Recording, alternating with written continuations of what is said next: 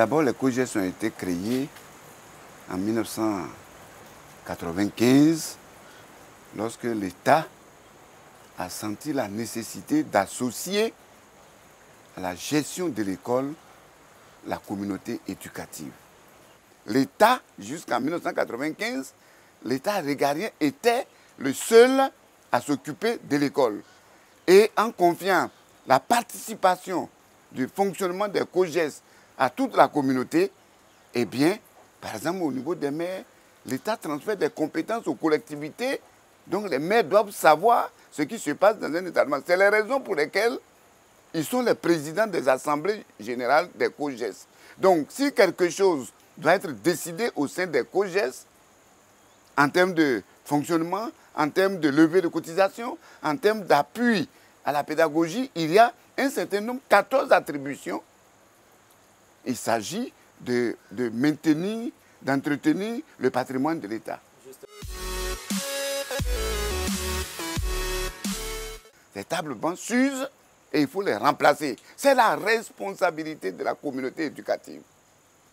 Ça, c'est entre autres. Ensuite, il y a des actions de scolarisation de la jeune fille. Vous savez que c'est un préalable dans notre pays et les parents sont appliqués. C'est leurs enfants. Comment on fait pour que les enfants, les jeunes filles aillent à l'école? Les COJES participent à cela. Il y a que...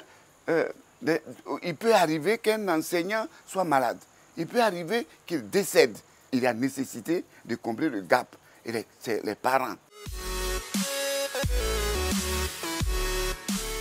Ça fait 2 milliards que la communauté au sein des COJES mobilise des ressources pour accompagner l'État dans l'éducation des citoyens de ce pays. Depuis 2002, l'État apporte une subvention à 3000 bureaux COJES. À combien c'est les subventions? Les subventions, dans l'ensemble, ça fait 1,3 milliard que l'État répartit entre les établissements, entre les COJES, les différents COJES. Aujourd'hui, il y a plus de 8000 bureaux COJES dans le primaire qui ne sont pas subventionnés. D'où les levées de cotisations exceptionnelles pour faire face à un certain nombre de charges au sein des établissements. Au niveau du secondaire, il y a les frais d'inscription institués par l'État. Institués par l'État. Ces frais d'inscription, nous sommes partis de 2000 francs par élève à aujourd'hui environ 760 francs par élève pour le bureau exécutif. Lorsque ce moyen est mis à la disposition du COJES et que cela s'avère insuffisant, alors ils ont recours à l'Assemblée générale pour adopter les levées de cotisation exceptionnelles.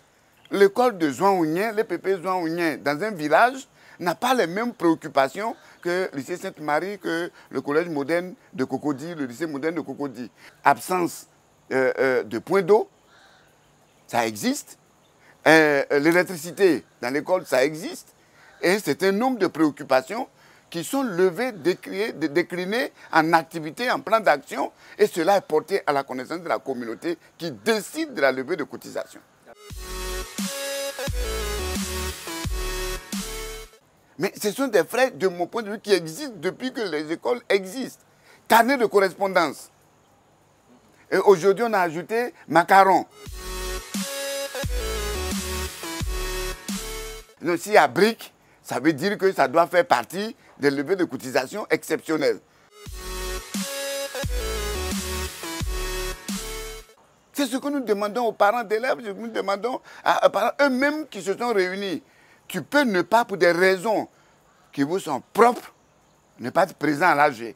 Mais le jour où on va vous demander de faire cette levée, est-ce que ça a respecté ce que je viens de vous décliner comme procédure? Si c'est le cas, vous êtes astreint, parce que votre enfant se trouve dans l'établissement, à payer cela.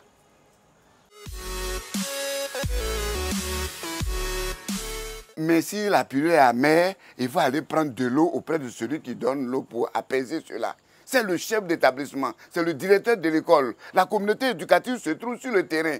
Mais ce ne sont pas des actes de vandalisme qui règlent ces situations. J'invite les parents à prendre conscience que leur progéniture a droit à une école de qualité. Et cette école de qualité s'exprime dans les engagements que les communautés prennent à aider l'État. Et je pense que si chacun comprend ça, nous pourrions aller à une école excellente.